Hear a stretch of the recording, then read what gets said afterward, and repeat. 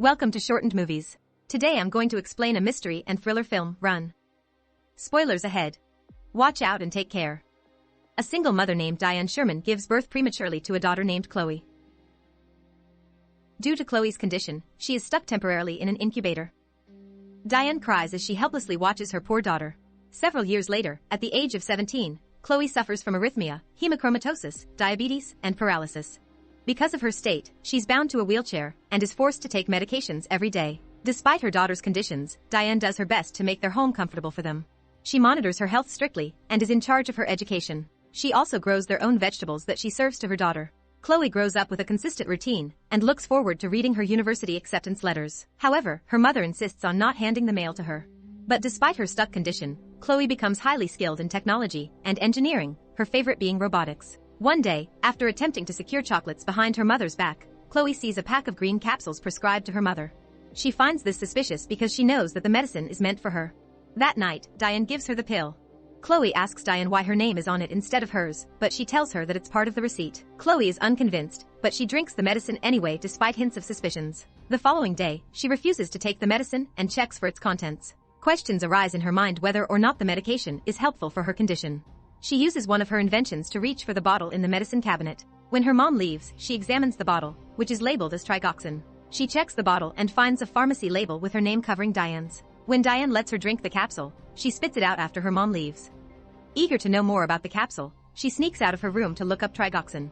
However, their internet connection is not working, so she is left clueless. She feels frustration and a sense of entrapment, but she is left with no choice but to endure Diane's rules. The following morning, Chloe finds a chance to use the telephone in her mom's bedroom. She dials a random number while her mom is busy gardening, and a stranger answers the phone. She asks the guy to look up the medication for her after explaining that it is an emergency. At first, the guy refuses to help her, but after some desperate convincing, he obliges her request.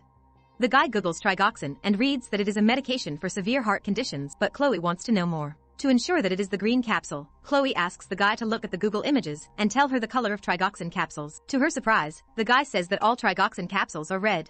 Chloe's doubts grow more and more as she confirms that the green capsule is not what her mom says it is.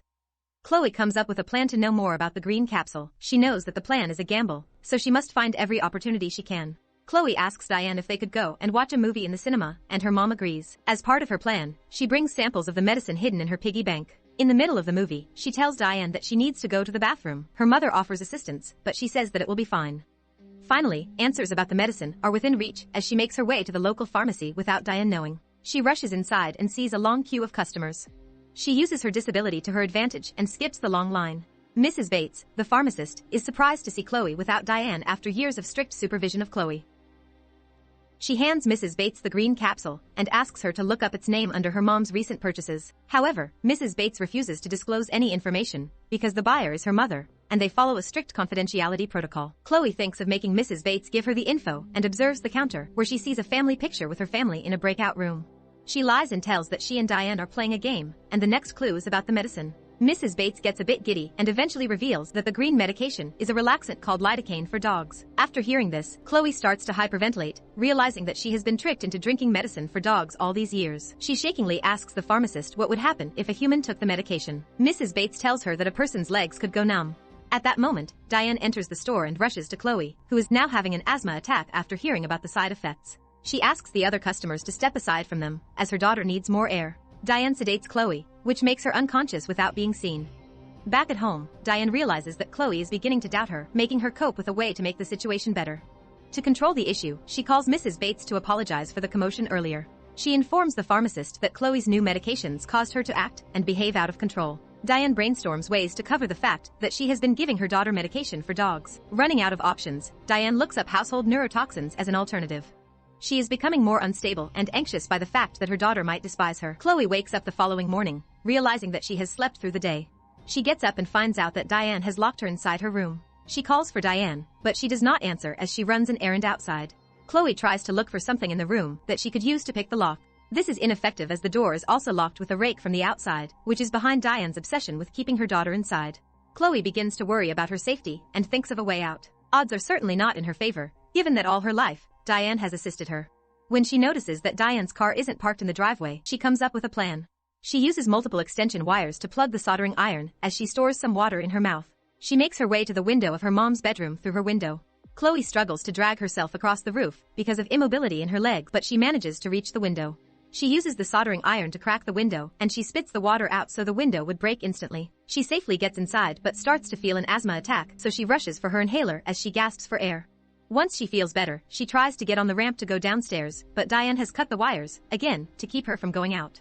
Without a choice, Chloe throws her wheelchair down the stairs, causing her to fall accidentally. Lying on the floor, she realizes that she can move her foot, which results from skipping the green capsules. The sight of it gives her a sense of hope and a stronger will to fight back. She is more determined than ever to get up and escape. She steps outside the house and rolls her wheelchair along the road. She hears a vehicle approaching and hides, thinking that it may be her mother. Luckily, she sees the mail truck and rushes to stop it, almost hurting herself in the process. Tom, the mailman, is relieved to find that he did not run her over. Chloe tells him about her situation, and he decides to help her. As she is about to enter the truck, both of them see Diane's car approaching, so they step back. Diane spots them and rushes to the mail truck as well. She asks Tom if her daughter is hurt, but he stops her from going near Chloe. Diane gets more frantic and agitated towards Tom. She explains that the medication is messing up Chloe's way of thinking, but Tom remains unconvinced. According to him, Chloe looks really bad. Tom tells Diane he can't let her take Chloe. Both of them agree that Tom will take Chloe to the hospital, while she follows them in her car. Chloe tells him she wants to go to the police instead of the hospital. However, while he is closing up the van to take Chloe to the police station for assistance, Diane stabs him with a sedative syringe. Chloe's sense of safety has faded once again. She is certain that this time, things are going to get worse. She starts to panic again, as she knows that she will end up in Diane's care. Back in the house, Chloe wakes up and finds out that she is trapped inside the basement, with her wheelchair chained.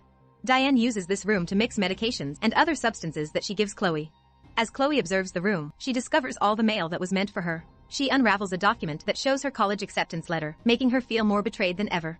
All she ever wanted was to make a life of her own despite being limited physically. Her freedom and future are taken away from her by the person she trusted the most. Meanwhile, Diane drags Tom's body across the house to get rid of it and hide any signs of evidence. Back in the room, Chloe comes across a box of photos of her as a child where she sees a picture of her, perfectly healthy and able to walk. Chloe realizes that her disability is orchestrated by Diane, who gave her insane amounts of medication that messed with her health.